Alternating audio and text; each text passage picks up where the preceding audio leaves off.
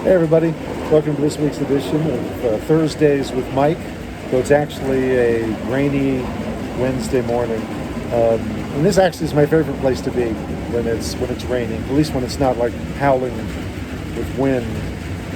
When it's a more or less gentle rain, it's a divine symphony out here. I hope you have like the bandwidth for that. You have a wavelength on which you can receive this. Rain tends to be something that it's an annoyance. We get wet. We don't want to be wet. We have umbrellas to protect us and so forth. We rush through it.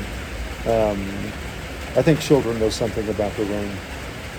So know something about playing in the rain, singing in the rain, or Gene Kelly. Gene Kelly knows something also about singing and dancing in the rain. But I hear a divine symphony. This is the best worship band ever, right here. I'm just saying. And I can just close my eyes.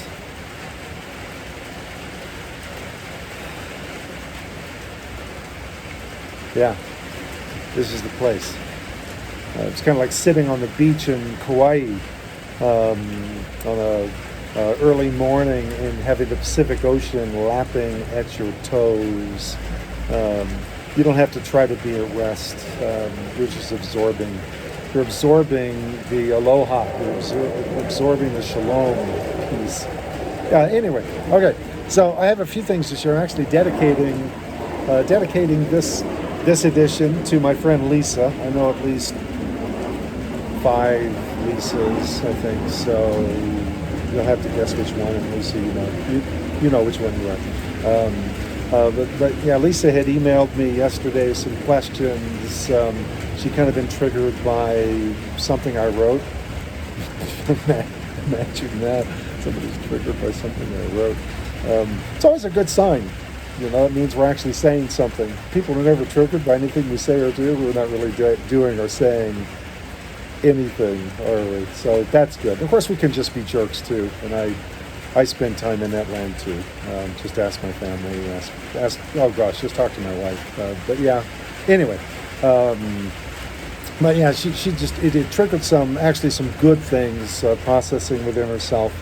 And I just sensed that a phone call was needed rather than a quick email response. And so I took the time to call her and just happened to catch her at her lunch break and maybe 30 minutes late for a book study meeting, but this is what we do. Yes, my philosophy has always been my punctuality at my next meeting totally depends on the quality of the conversation I'm currently engaged in. That's what Franklin said, something to that effect, and I've always lived by that, which could be frustrating for others. Probably just come across as a jerk to most people, but. Anyway, but it was a timely conversation, I think. So I dedicate this to her, and I told her that I was going to spend some time this morning with my friend Eddie Helisum. So this is kind of like Thursdays with Etty this morning, because the conversation with Lisa, which essentially was very simply this,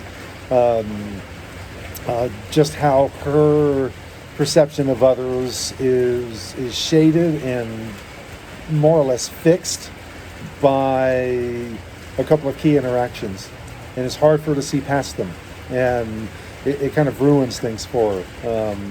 For instance, coming to a public gathering like at Sunday morning on the campus, and how she's experienced the same thing in reverse, that people seem to just box her a certain way, and she doesn't know how to break out of that. And so I shared a number of things, but specifically I shared the story, one of the stories told by Etty Helisum. And so let me find it in here real quick. Etty Helisum, she was a young Jewish woman. I think what I'm going to read you right now was written when she was 28, February 27th, 1942. Etty lived in Holland under Nazi oppression, and was eventually transported to Auschwitz, where she was murdered in 1943. if I remember the timeline correct. Um, and I mean, this is a Jewish woman. So you're not reading the words of someone who is overtly a Christian. I mean, she's being killed by a nation that at least has the outward adornments of Christendom. She's being hunted by Christians, as it were. But she's a Jewish woman, and yet I so identify. I mean, Christ is in her. When we understand that Christ is the light on every human being coming into the world, then our quest is not so much being Christophers, bringing Christ to people. It's actually learning to be surprised by Christ in people that aren't overtly naming him. And in fact, sometimes the overtly naming Christ is it just really messes up the works. Because it just gets funky and wonky and often toxic. And so it's refreshing when you just see pure, undiluted Jesus in someone, because Christ is there. He permeates all creation. He is, Christ holds all things together, is in all and through all. So anyway, Jesus is here. Jesus is here. In Eddie, you can just feel it on the pages in this marvelous intersection of humanity, of sensuality, spirituality, and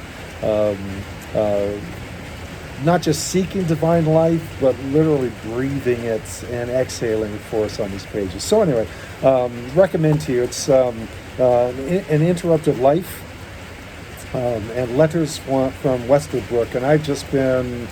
I take like an entry in her journal, maybe a couple of them each week, and so anyway, this was one, February 27th, Friday morning, 10 o'clock.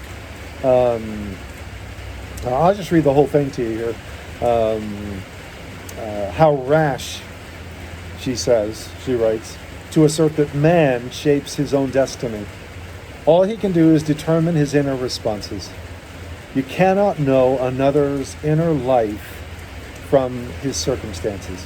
To know that, you must know his dreams, his relationships, his moods, his disappointments, his sickness, and his death. Very early on Wednesday morning, a large group of us were crowded into the Gestapo hall. And at that moment, the circumstances of all our lives were the same. All of us occupied the same space, the men behind the desk, no less than those about to be questioned. What distinguished each one of us was only our inner attitudes. I noticed a young man with a sullen expression who paced up and down, looking driven and harassed and making no attempt to hide his irritation. He kept looking for pretext to shout at the helpless Jews. "Take your hands out of your pockets," and so on. I thought him more pitiable than those he shouted at, and those he shouted at I thought pitiable for being afraid of him. When it was my turn to stand in front of his desk, he bawled at me, "What the hell's so funny?" I wanted to say, "Nothing's funny here except you," but refrained. Okay, wisdom. Right? "You're still smirking," he bawled again. And I, in all innocence, I didn't mean to. It's my usual expression. I love this woman. I just love her. And then he, "Don't give me that. Get the hell out of here." His face saying, "I'll deal with you later."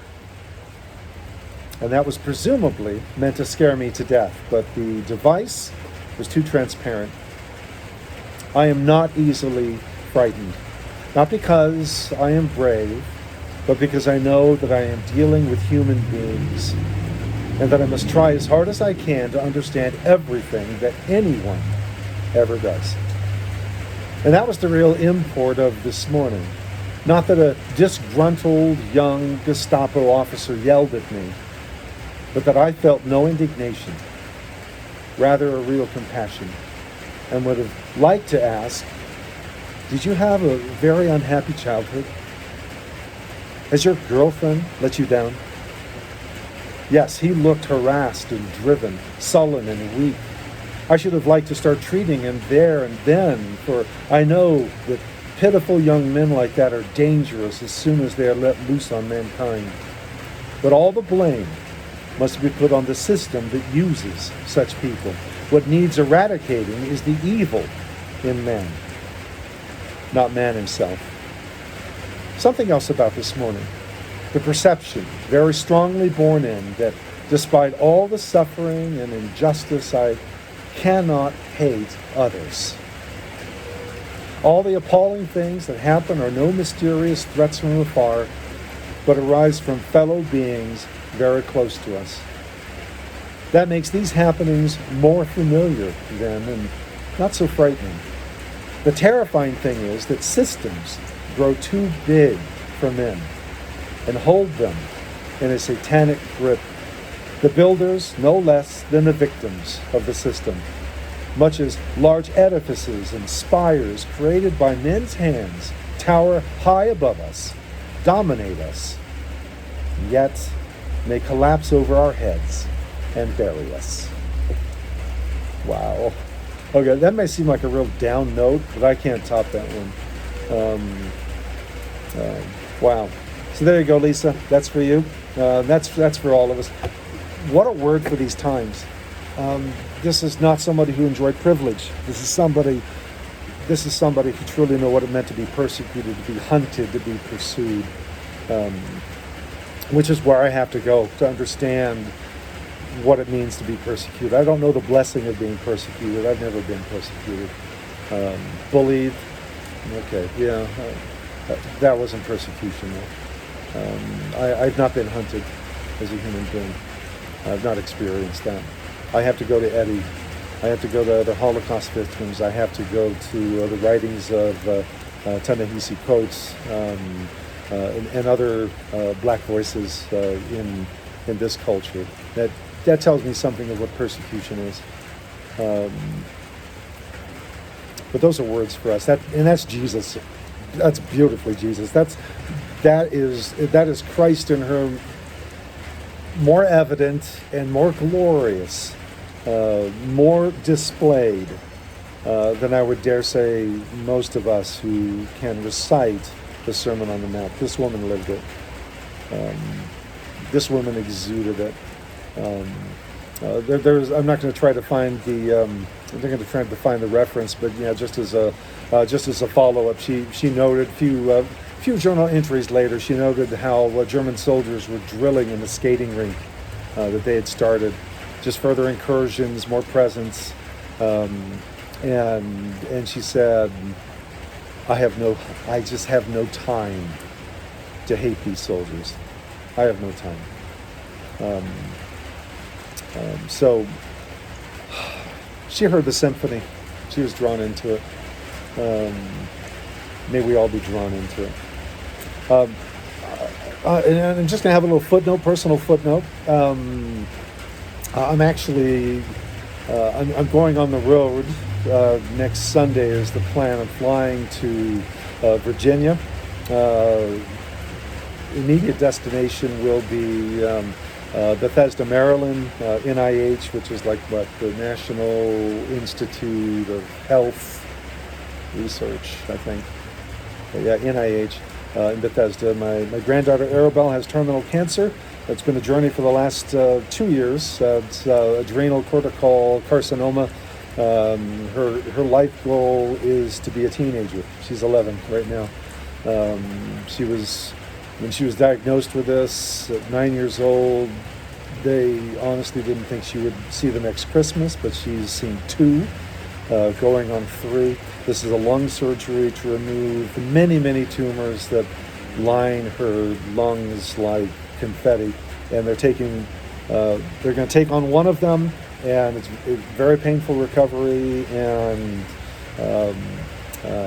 then in another 6 weeks do it again. I'm flying out with them because Brenna's a cancer patient herself, recovering from a brain tumor, much like our daughter Hannah. Don't we just have a lovely family story? But Brenna's in the midst of chemo, and she gets along pretty well, with slow and steady steps with a cane, but we're not sending these 2 alone across the country. So So I'm flying with them. I'll be staying at the Children's Institute. No, sorry, the Children's Inn on the NIH campus next week. I'll be working from there. And so that's where next week's edition of Thursdays with Mike will come from, wherever I am there in Maryland.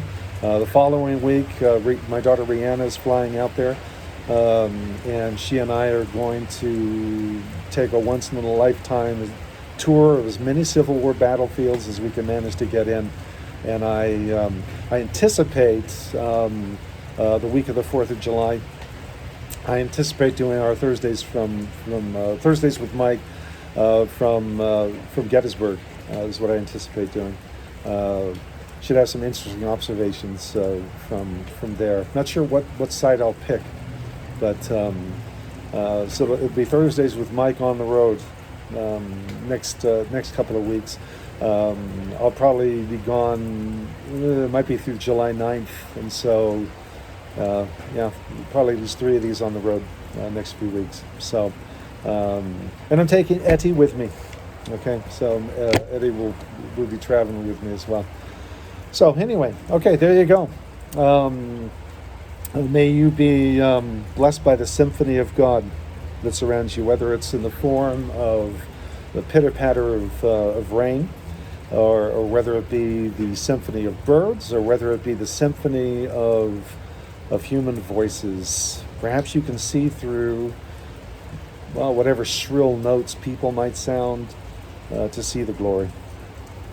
To see the glory in us, to see Christ in us, see Jesus everywhere, and in everyone, even in a young, yelling, bawling Gestapo officer. So take care. We'll see you the next time.